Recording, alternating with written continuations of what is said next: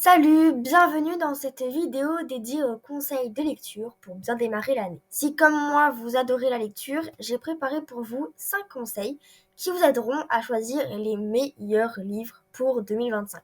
Le premier conseil de cette vidéo, ça va être de se fixer des objectifs de lecture pour l'année. C'est l'un des meilleurs moyens de commencer l'année. Cela peut être déterminer le nombre de livres que vous souhaitez lire. Cela peut aussi être de définir des objectifs plus spécifiques, plus précis, comme lire un livre par mois ou explorer un genre particulier. Pourquoi c'est important? Eh bien tout simplement parce que les objectifs de lecture vous aident à rester motivé et à créer une routine qui est également importante. Vous aurez plus envie de terminer vos livres si vous avez un but bien précis à la fin. Si vous n'avez pas de but précis, l'année ça va partir un peu en cacahuète. Donc c'est bien de se fixer des objectifs. Ça vous donne une direction assez claire de ce que vous voulez faire pendant l'année. Fixer un objectif, ça vous permet également d'observer vos progrès et de vous sentir accomplir à chaque livre terminé. Il existe différentes applications, c'est également à Babelio, ma mère utilise. Et j'ai essayé d'utiliser, mais j'avoue que moi je suis pas trop dans ces trucs où je compte mes livres, où je les rentre. Mais c'est quand même une très bonne application pour voir les livres, enfin le nombre de livres qu'on a lus au cours de l'année. Donc si vous n'avez pas de limite bien précise, vous pouvez aussi définir des tout petits objectifs, comme lire un livre chaque week-end, vous faire un week-end thématique, par exemple un week-end de romance, où vous ne lisez que de la romance. Ça peut être aussi, ça peut faire partie des mini-objectifs. Ça peut être aussi lire un livre par saison. Cela vous aide à ne pas vous sentir envahi tout en maintenant une habitude de lecture assez régulière. Le deuxième conseil de cette vidéo, ça va être de diversifier vos genres de lecture. L'une des meilleures façons de bien commencer l'année, après le premier conseil, c'est de diversifier vos lectures. Si vous lisez toujours les mêmes types de livres, vous allez vous lasser et il est temps de sortir de votre zone de confort. Essayez des genres que vous n'avez jamais explorés ou que vous n'avez pas lu depuis très longtemps. Pourquoi c'est important? Parce que diversifier vos genres vous permet de découvrir des univers différents. Si vous êtes habitué aux romans contemporains, pourquoi ne pas essayer un petit peu de science-fiction, de fantasy ou de poésie? Personnellement, c'est vrai que la romance c'était un genre que j'essayais d'éloigner le plus possible parce que il y a certains livres où j'avais pas envie de tomber sur des livres avec des scènes trop dévoilées. J'avais un peu peur et finalement là, il faut savoir qu'au salon de Montreuil, je n'ai pris que de la romance principalement. Je me suis vraiment lancée dedans et pour l'instant il ne s'est rien passé de trop grave. Il ne s'est rien passé du tout d'ailleurs. C'est pour ça que je suis quand même contente d'avoir pu découvrir ce nouveau genre. J'ai également essayé de me lancer dans la fantasy. Donc j'aime bien quand il y a des petites touches par-ci par-là. Je suis pas totalement à fond dedans, mais j'essaye petit à petit de rentrer dans ce nouveau genre. Diversifier vos genres peut vous permettre de voir la lecture sous un nouvel angle. Pour commencer, vous pourriez choisir un genre pour chaque mois. Par exemple, en janvier, vous pourriez explorer la fantasy et choisir en février un thriller et ainsi de suite. Composer votre planning de l'année en fonction des genres. Cela revient au premier conseil car lire un nouveau genre peut devenir un nouvel objectif comme lire un livre par genre pour l'année. C'est-à-dire donner un nombre de genres à découvrir et lire un livre par genre.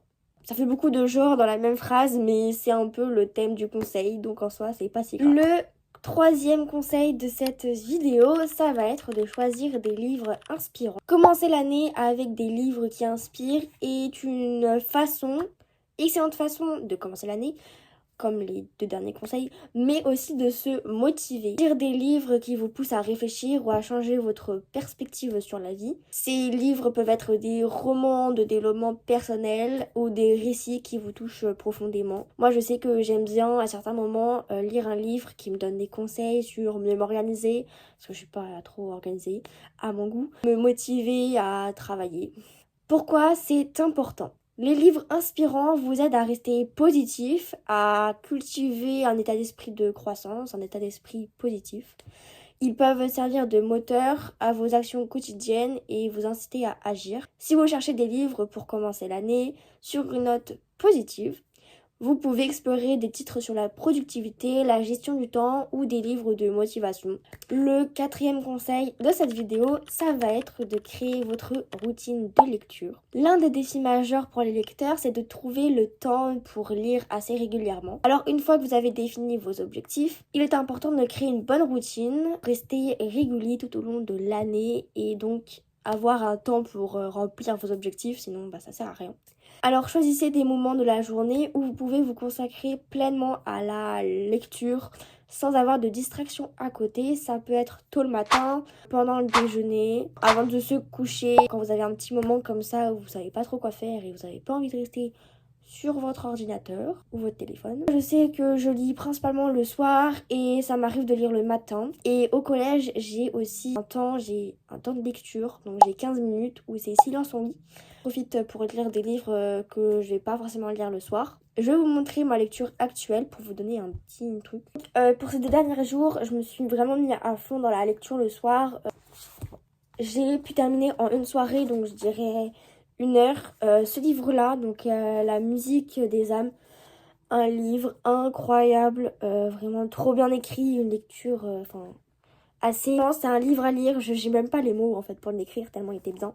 C'est de Sylvie Alouche aux éditions Collection Tempo, édition Syros. Voilà. Franchement, c'est incroyable. Je vous ferai une vidéo un peu plus détaillée sur ce livre et sur les derniers livres que j'ai lus. Mais ça, je l'ai lu vraiment en une soirée et c'était incroyable à se coucher de lire ça. Voilà, c'est trop bien. Et le livre que je suis en train de lire, c'est L'Arrache-mot de Judith Bouilloc. La couverture est quand même assez belle, trop belle même. Et chez le livre de poche jeunesse, voilà. Et j'ai déjà commencé à bien la noter. D'ailleurs, j'ai vidé un petit paquet de post-it en le notant. C'est vrai que je pense que je note assez mal, mais c'est ma façon de la noter et je pense que ça va s'améliorer le temps. Donc ça, voilà, j'ai lu. Franchement, il est tout aussi agréable à lire. J'ai relevé plein de phrases où il y a des petites rimes. J'ai vraiment hâte de connaître la fin parce que c'est assez pimenté. On revient sur nos conseils lecture. Alors pourquoi c'est important d'avoir une bonne routine? Simplement parce que avoir une routine de lecture, ça vous aide à rester régulier, à intégrer l'activité dans votre quotidien. Parce qu'au fur et à mesure, en fait, votre cerveau, il va s'habituer à cette routine et vous constaterez que lire devient aussi facile que regarder la télévision. Vous serez plus enclin à tenir vos objectifs de lecture. Ça va être une activité qui pourra remplacer le temps de temps d'écran. Si vous avez un objectif, par exemple, de faire moins de temps d'écran sur votre téléphone, et bien vraiment la lecture, c'est le meilleur moyen. Si vous avez un emploi du temps assez chargé, il faut commencer par des petites sessions de 15 à 20 minutes par jour. Vous pourrez voir que ces petites habitudes peuvent s'accumuler et se transformer en une routine assez solide. Le 5e et dernier conseil de cette vidéo, ça va être de rejoindre une communauté de lecteurs. C'est une des clés pour rendre la lecture encore plus excitante et motivante. Que ce soit un groupe de lecture local, un groupe en ligne ou des forums dédiés, partagez vos lectures avec d'autres, ça peut vous permettre de découvrir de nouveaux livres et d'avoir des discussions enrichissantes. Pourquoi c'est important? Partagez vos ressentis sur les livres que vous lisez avec d'autres passionnés. Dans la lecture beaucoup plus dynamique et beaucoup plus agréable. Cela vous permet aussi d'obtenir des recommandations personnalisées sur les meilleurs livres à lire, ce qui vous évite de prendre du temps à chercher des livres qui ne correspondent pas forcément à vos goûts. Si vous ne pouvez pas rejoindre un club de lecture en personne, les groupes en ligne sont une excellente alternative, sont tout aussi bien. Instagram ou YouTube peuvent être vraiment une source infinie de recommandations littéraires. Si vous suivez bien sûr des créateurs spécialisés dans le sujet, rejoindre des défis de lecture en ligne peut également vous motiver à atteindre vos objectifs. Et que sur Instagram, il y a beaucoup de groupes